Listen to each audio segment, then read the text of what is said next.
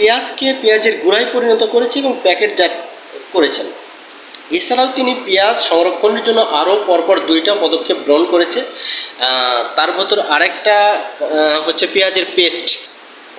পেঁয়াজ কীভাবে পেস্ট করে সংরক্ষণ করা যায়, এটা তার দীর্ঘদিনের একটা প্রচেষ্টার ফসল। আরেকটা জিনিস আমি আপনাদের দেখাবো তার পরিশ্রমের ফসল বলতে গেলে, সেটা হচ্ছে পেঁয়াজের পাউডার। এই যে দেখেন বোতলজাত পেঁয়াজের পাউডার, এটাও তার দীর্ঘদিনের পরিশ্রমের ফসল। আজকের ভিডিওটি কৃষক, বিশেষত কৃষি উদ্যোক্তা ভাইদের জন্য অত্যন্ত আশাব্যঞ্জক এবং তথ্যবহুল একটি ভিডিও হতে যাচ্ছে। পেঁয়াজ কেলেঙ্কারি নিয়ে গত পর্বে আমরা একটা ভিডিও করেছিলাম, সেখানে দেখিয়েছিলাম গ্রীষ্মকালীন পেঁয়াজ বা সারা বছর চাষ করা যায় বা ফলনযোগ্য একটি পেঁয়াজ নিয়ে আমরা কথা বলেছিলাম, যেটির নাম হচ্ছে বাড়ি পেঁয়াজ 5। এবং সেখানে একটা পরিসংখ্যান আমরা উপস্থাপন করেছিলাম, যেটি হচ্ছে বাংলাদেশে পেঁয়াজের উৎপাদন এবং চাহিদার মধ্যে আমাদের একটা ঘাটতি থেকে যায়। সেটা হচ্ছে 6 থেকে 7 লক্ষ মেট্রিক টন পেঁয়াজের ঘাটতি থাকে। এর প্রধান কারণ হচ্ছে পেঁয়াজ শুধু শীতকালে হয়, সারা বছর চাষাবাদ করা যায় না। দ্বিতীয়ত হচ্ছে সংরক্ষণের অভাব। তো এই দুইটা সমস্যা সমাধান করতে পারলে আমাদের দেশে পেঁয়াজের ঘাটতিটা রিমুভ করা যেত বা রিকভার করা যেত। এখন এই ব্যাপারে আমি কিছু কথা বলবো, তার আগে আমি আপনাদের একটা জিনিস দেখাচ্ছি। এই যে দেখেন আমার হাতে একটা প্যাকেট আপনারা দেখতে পাচ্ছেন, এই প্যাকেট নিয়ে আমি কিছু কথা বলবো। আজকাল আমরা বাড়ির পাশে যে কোনো মুদির দোকানে গেলে একটা জিনিস খুব সহজে কিনতে পারি, সেটা হচ্ছে হলুদের গুঁড়া বা মরিচের গুঁড়া, ধনিয়া গুঁড়া, বিভিন্ন গুঁড়া প্যাকেটজাত অবস্থায় বিক্রি করা হয়।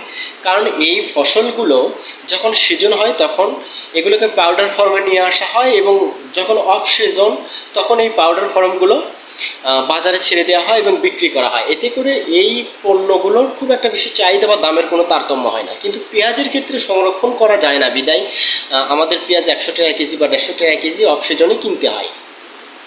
তো যদি এমন হতো যে এই পেঁয়াজটাকে প্যাকেট ফর্মে বা পাউডার ফর্মে নিয়ে আসা যেত বা এভাবে যদি সংরক্ষণ করা যেত, তো তাহলে তো আমাদের এই সমস্যাটা আর হতো না। তো এই সম্পর্কে আমি একটা আশার বাণী শোনাবো আজকে আপনাদের, বা একটা জিনিস দেখাবো। সেটা হচ্ছে বাংলাদেশ মশলা গবেষণা কেন্দ্র শিবগঞ্জ বগুড়ার প্রধান বৈজ্ঞানিক কর্মকর্তা ডক্টর মাসুদ আলম, তিনি নিরলস প্রচেষ্টার মাধ্যমে পেঁয়াজের পাউডার কিভাবে তৈরি করতে হয় বা পেঁয়াজ থেকে কিভাবে পেঁয়াজের গুঁড়া তৈরি করতে হয় সেই প্রযুক্তিটা তিনি উদ্ভাবন করেছেন। তো আমার হাতে এই যে প্যাকেট দেখতে পাচ্ছেন, এটা তার উদ্ভাবিত প্যাকেট, যেখানে তিনি পেঁয়াজকে পেঁয়াজের গুঁড়ায় পরিণত করেছে এবং প্যাকেটজাত করেছেন। এছাড়াও তিনি পেঁয়াজ সংরক্ষণের জন্য আরও পরপর 2টা পদক্ষেপ গ্রহণ করেছে। তার ভেতর আরেকটা হচ্ছে পেঁয়াজের পেস্ট। আপনাদের আমি এখন দেখাবো। এই যে দেখেন, এটা হচ্ছে পেঁয়াজের পেস্ট। পেঁয়াজ কীভাবে পেস্ট করে সংরক্ষণ করা যায়, এটা তার দীর্ঘদিনের একটা প্রচেষ্টার ফসল আমরা বলতে পারি। এটা পেঁয়াজের পেস্ট, মানে পেস্ট করে পেঁয়াজ সংরক্ষণ করা যায়। আর একটা জিনিস আমি আপনাদের দেখাবো তার পরিশ্রমের ফসল বলতে গেলে, সেটা হচ্ছে পেঁয়াজের পাউডার। এই যে দেখেন বোতলজাত পেঁয়াজের পাউডার, এটাও তার দীর্ঘদিনের পরিশ্রমের ফসল। এখন আপনারা বলবেন যে এই যে পেঁয়াজের পেস্ট বা পেঁয়াজের পাউডার, এই জিনিসগুলো আমরা কখন কাজে লাগাবো, এটা আমাদের কী কাজে আসবে? পেঁয়াজ সাধারণত শীতকালে হয়ে থাকে এবং এই সময় আমাদের সংগ্রহোত্তর ক্ষতি হয় 2 থেকে 3%। 2 থেকে 3% মানে 2 থেকে 3 লক্ষ মেট্রিক টন হিসাবে। তো এই 2 থেকে 3 লক্ষ মেট্রিক টন পেঁয়াজ নষ্ট হয়ে যায় বা পচে যায়। তো আমরা এই 2 থেকে 3 লক্ষ মেট্রিক টন পেঁয়াজকে যদি অন্য কোনোভাবে সংরক্ষণ করতে পারি, তো তাহলে আমাদের চাহিদাটা পুরোপুরি পূরণ হয়ে যায়। তো সেক্ষেত্রে আমাদের 2টা ব্যবস্থা থাকে। একটা হচ্ছে কোল্ড স্টোরেজ ব্যবস্থা, মানে স্টোরে সংরক্ষণ করা। দ্বিতীয় হচ্ছে অন্য কোনো ফর্মে নিয়ে সেটাকে সংরক্ষণ করা।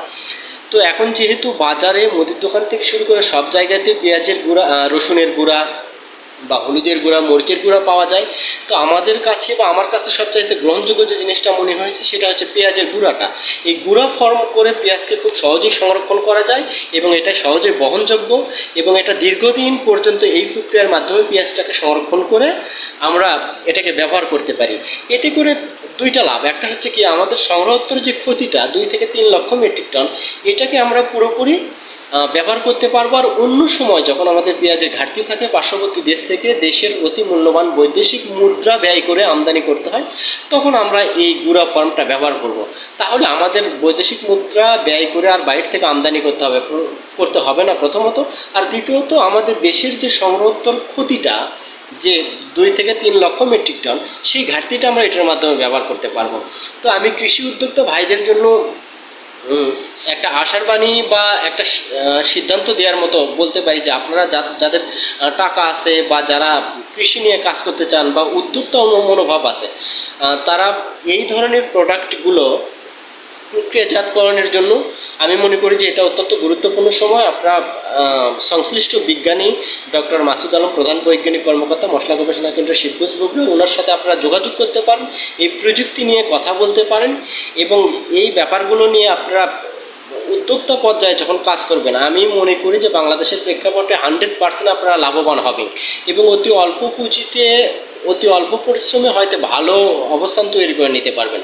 যদি আজকের ভিডিওটা আপনাদের ভালো লেগে থাকে বা তথ্যবহুল হয়ে থাকে, দয়া করে ভিডিওটিতে লাইক দিবেন এবং এই পেজটির সঙ্গে থাকবেন।